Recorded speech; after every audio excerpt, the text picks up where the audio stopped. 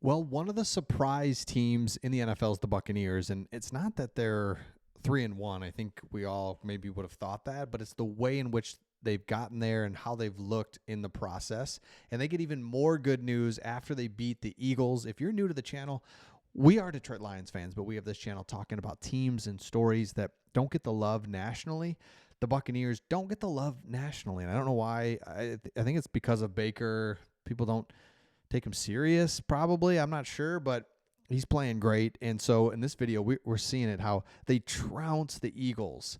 And that's all well and good. But as you have it a couple days here to look behind and look back at what they did and how they did it, it's really pretty incredible. So if you look here, let's just look at Baker Mayfield. First of all, 337 yards, 3 TDs, no interceptions. Don't turn the ball over. Life's good, right? I mean, it's crazy. Rachaad White, 18 carries, 72 yards. At a long of 12 yards. And why that's important is because he didn't break off a 60-yarder to get those yards. It means he was just being consistent. As a team, they rush for 119, right? So, perfect. Next one is, oh my gosh. Hold on. I thought that was weird. I'm looking at Rachaad White, and I'm like, where's Bucky? What the heck? I'm like, where's Bucky? I pulled up the wrong box score. Let's just hold on a second, everybody. Because I'm thinking, this doesn't make sense, what I'm looking at here. I'm so sorry. Because I have Bucky on my fantasy. Love Bucky. But I'm like, where's Bucky in this whole deal? So, hold on. All right, so that's not the box score we wanted. They trounced the Eagles then, too. Crazy. So, all right, here we go. Shockingly similar numbers. That's what I was like, crazy. Look at this. So, Baker Mayfield, look at that. 347, 2 TDs, no interceptions. So, just like the playoffs when they killed the Eagles, these are really, okay, here we go. Bucky Irving. Okay, there we go. 10 rushes. Okay. So what I was going to say was they're able to split up the running back carries. And one of the big things that the Buccaneers want to do coming into the season was to run the ball. Well, it's pretty difficult to run the ball just with one guy. You just don't see that in the NFL anymore. I mean, actually, Saquon Barkley is really the only guy I really know that's just kind of like the lead horse type of running back.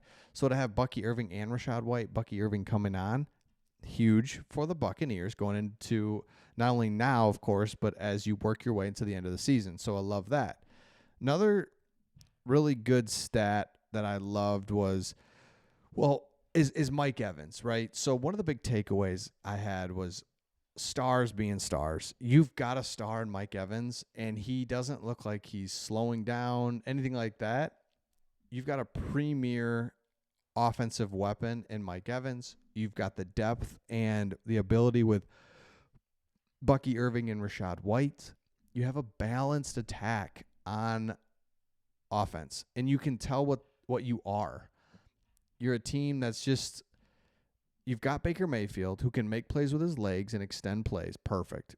You want to run the ball. You can take chunk plays. Baker Mayfield's being smart with the ball. Like, I see what you are offensively. When I look at the Eagles, they're just kind of, I don't know. Jalen Hurts is mobile, but he's not like super mobile. He can throw it, but he's not like a great thrower.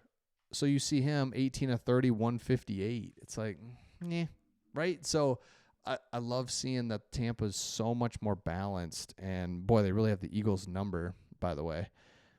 But look at this. Is if you look at defense, let me go down to. Oh, it's not on here. But